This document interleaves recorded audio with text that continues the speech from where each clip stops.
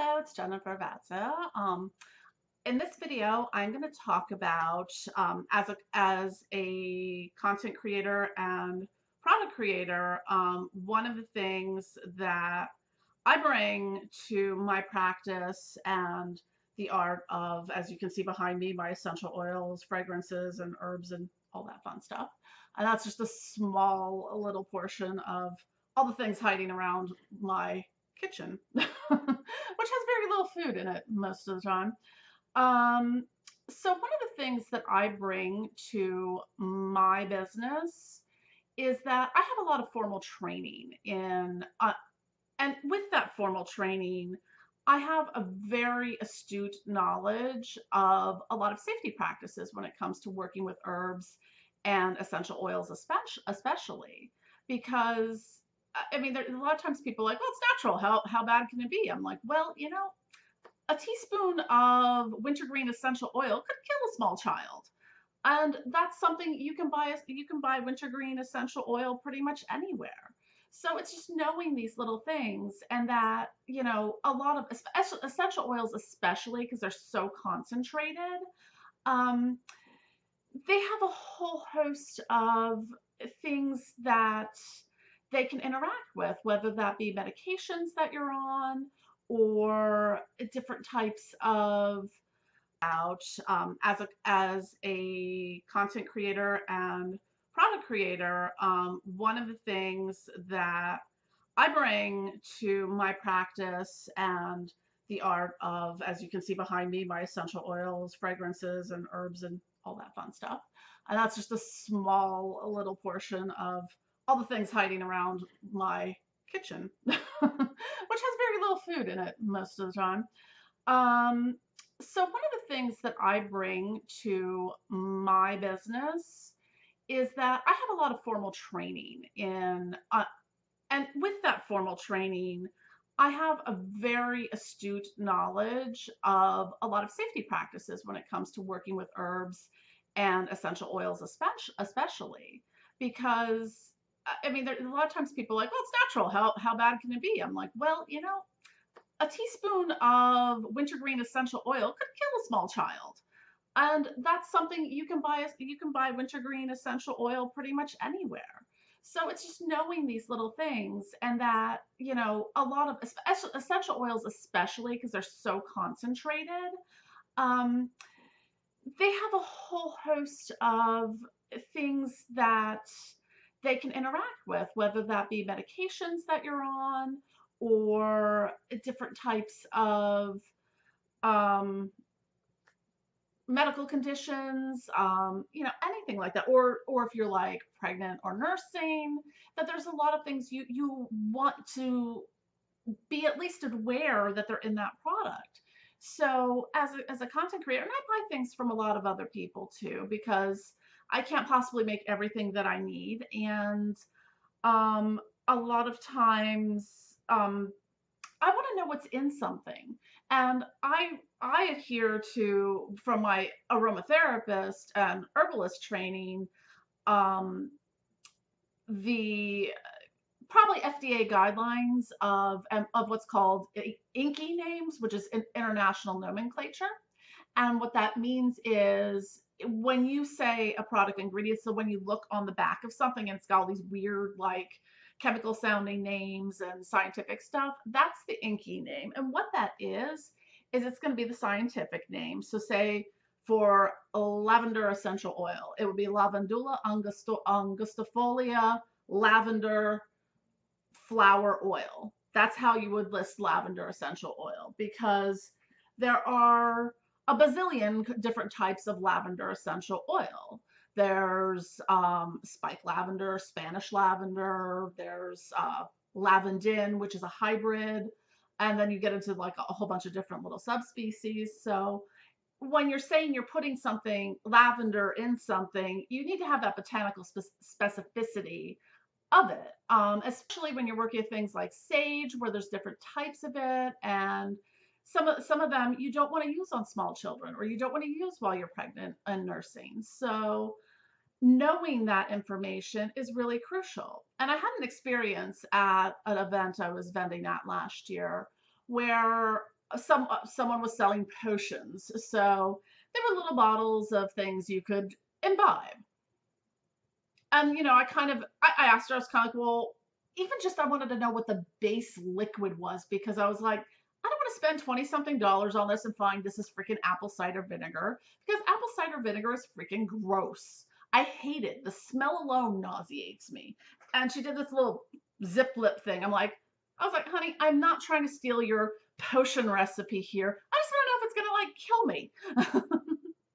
Because if especially if you're ingesting something, you want to know what's in it, not just, you know, if I was a recovering alcoholic, does this have a vodka base or a brandy base? A lot of elixirs use brandy as a base. A lot of tinctures use vodka as a base. If I was a recovering alcoholic, I would want to know that, because, that could interfere with my sobriety. That's a legitimate concern. Or if it had something in it that I was allergic to, because people have a lot of allergies to things. So this is why it's really important, if you're making and selling witchcraft supplies of any kind. Now, some things are a little less, innocuous, but if it's something that's being used topically, especially if it's something being ingested, you really need to know the safety behind it. And is it okay? Like, I make a lot of things with wormwood and mugwort. Well, those two are abortifacient herbs that can cause embryotoxicity or fetotoxicity, and that could harm a pregnant person and their unborn child. I can't sell something to someone not labeling it because it's, proprietary information or, industry secret. I'm like, a lot of these witchcraft things too have been around. So if you're making a banishing oil, well, Google banishing oil recipe, you're going to find like dozens of different varieties. And if you know your herbs and oils, you know what to put in there. So it's not a proprietary information secret thing. Now, is anyone going to be able to exactly copy how you formulated your recipe? Probably not. I mean, there's probably thousands of vanishing oils on the market out there. Are they all going to be smell, look, and feel exactly the same? No. Some of them might be close, but you know, it's thinking about the health and wellness of the people who are buying your products. And that's what's most important to me. And especially as I work with, on the poison path of, poison medicine and making flying ointments, where I'm using toxic herbs like belladonna, datura, mandrake root, fly agaric mushrooms, and things of that nature. There's very specific safety precautions. Like, yeah, you don't want to use these if you're pregnant or nursing. You don't want to use them if you have certain medical conditions and under certain circumstances. And there's certain types of side effects that you need to look out for. One of them, I mean, the only one I've ever had, and I couldn't figure it out at first until I talked to someone about it, was like the next day, it's like I had this, and I didn't realize this was a thing, but you can apparently get a dry fever. And what is your body, you're not feverish like when you're sick and sweating and clammy and whatnot. You're just really hot and you're just uncomfortable and you can't release it. And it's not like a sick fever, but it's still like it's just a dry fever. And that's something that can happen with that. And I've only had that happen on a couple occasions, but knowing that that is a possibility of something that I'm taking or experimenting with is something I want to know. I want to know that, like, if I break out in a rash, what to do. And that's what's really important here. And, the whole, and I see this on a lot of websites too, and I'm not just calling out the person who did the zip lips thing at an event I was at, but it's like, oh, this, ritual oil, that, there's 100 different varieties of, but on everyone's website ever, probably my own included. They're like, oh, we use this, and a proprietary blend of essential oils and fragrances and yakety schmackety. I'm like, well, that's nice. What are they? Because, you know, I might be allergic to it. I might be on a medication that interacts with some of those things. Like, I didn't know until I did research that German chamomile essential oil interacts with the blood pressure medication I'm on, of all things. I don't think it would have killed me, but it's nice to know that. And that's certain, with essential oils especially, and I probably will do a specific video on this because there is a whole area of plant chemistry, phytochemistry, and what makes essential oils work in the way that they do. And they're all comprised of hundreds of different phytochemicals. And some of those phytochemicals will interact with um, your enzymes in your metabolism and how you metabolize something. Now, I recently found out through genetic testing with certain medications that I am both an ultra rapid absorber, metabolizer, and a poor metabolizer. So some things will go in and out of my system very fast, and other things will just linger and stay there and build up and build up and build up. So when you have that, you can end up with like toxicity from something because your body's not flushing it out correctly. So knowing that information is crucial. And especially, I mean, it just blows my mind when people are like, oh, witchcraft secrets and all that stuff. I'm like, bullshit. Sorry. Probably shouldn't be cussing, but I come from the professional side of things, so there are very specific FDA regulations that when you sell products, you have to adhere to, and in product labeling. And as I mentioned earlier in the video, with including the inky names for things in our national nomenclature, which includes the scientific name to give that botanical specificity, there's ways you have to say what things are for. And there are some crazy restrictions, especially around aromatherapy and herbalism from the FDA, which I can't sell something and say, oh, this is my headache potion, because then it becomes a whatever, a medication or something. It gets a different classification. So if I sell a calming, soothing potion, something like that, that's fine. Or a head tension salve or something. That's fine. Headache salve, that suddenly becomes a medication. Even something simple like, even if it's an over the counter thing, like I discovered that like I can't make diaper rash ointment because that's a medication, where it becomes something that changes the overall construction of your body and fixes an issue. So you have to be very specific and vague at the same time. It becomes very hard when you're making therapeutic aromatherapy products rather than sort of metaphysical products, to get that information sort of out there and in a way that makes sense, and that people that might be looking for that type of solution will actually find it. So that's a fun fact. And one of the things that I think, what I bring that's unique to my product creation is that I'm trained as a perfumer.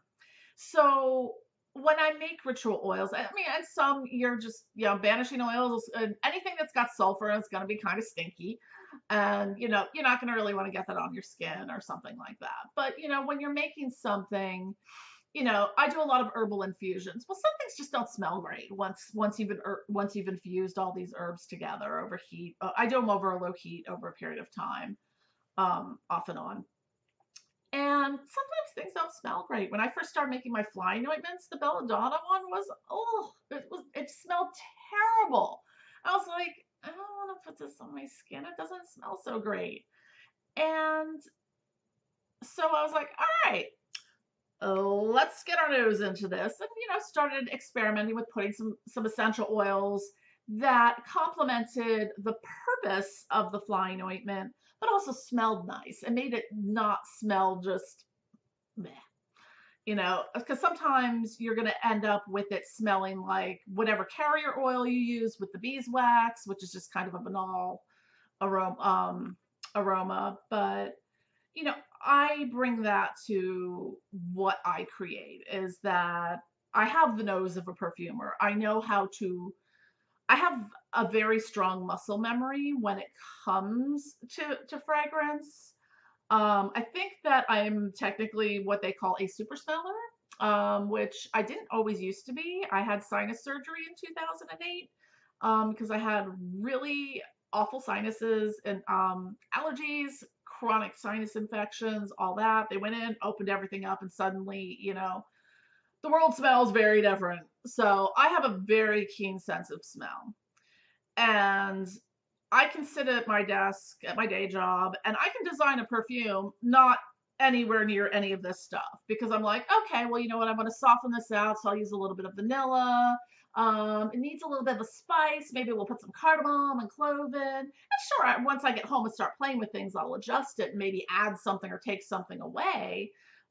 But it's just a different way of thinking about when you're creating things. So what I really want to stress to anyone who is making witchy products, because there's a lot of us out there. I go to the vending events, I'm in all the Facebook groups and stuff like that.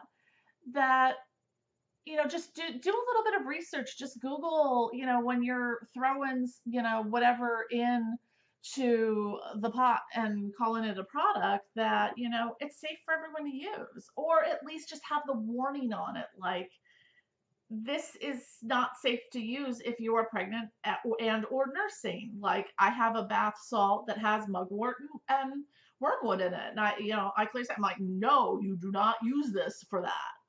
And there's a lot of other concerns in there as well. Like some things are very dermal caustic. Like a lot of cinnamon gets used a lot in a lot of, witchcraft recipes for ritual oils, incense, and stuff like that. Well, using powdered cinnamon or cinnamon bark or cinnamon sticks isn't so bad, but when you start putting cinnamon essential oil in there, it is really, really dermal caustic. Same thing with clove oil, and some of wintergreen as well is one. Like if you use cinnamon or clove essential oil in something, you really only want to use like a few drops at the most, because that's like the recommended maximum dermal like like limit for it, because otherwise you're going to start getting skin irritations and stuff. Like bergamot essential oil is one. Now to explain just a quick little side tour into bergamot. Bergamot essential oil, and there are other ones like this as well, I think angelica root, are phototoxic. And what that means is if you put that oil, even if it's diluted, on your skin and go out into direct sunlight or go on the tanning bed or something like that, you can get some really nasty burns from them because it reacts with the sun, the UV rays of the sunlight. So that's something you want to know. Like, but they do make, it's called furanocoumarin or FCF free or brigaptin free, which is the chemical that's in bergamot, which makes it phototoxic. So you can get a version of it that's not phototoxic. Usually the citruses are the ones that are the biggest culprits with being phototoxic. Outside of the citrus, and it's not all citruses either, like citrus essential oils are cold pressed, meaning the essential oil is pressed out of the rinds of the fruit, whereas most essential oils are steam distilled.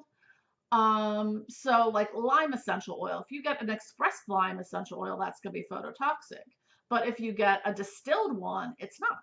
So I usually use distilled lime for that reason. So I know I'm getting a little off track on some of the technicalities of things, but this is all really important stuff that you want to bring into your realm when you're creating things. There's no, I mean, I can recommend several books, but you could just do a quick Google search and find out like what the safety precautions are for some things, because some things have some pretty steep safety precautions. Don't ingest this, don't use this topically, don't use too much of this.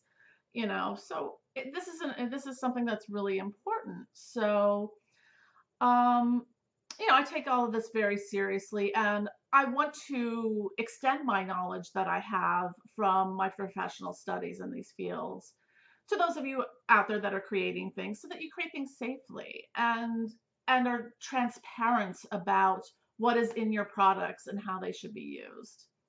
So on that note, I'm going to end here because we're about at the 20-minute mark. And I hope you have a great day. And I will probably be talking. One of my favorite things to talk about is like essential oils and herbal safety. So stay tuned for more videos. Thank you.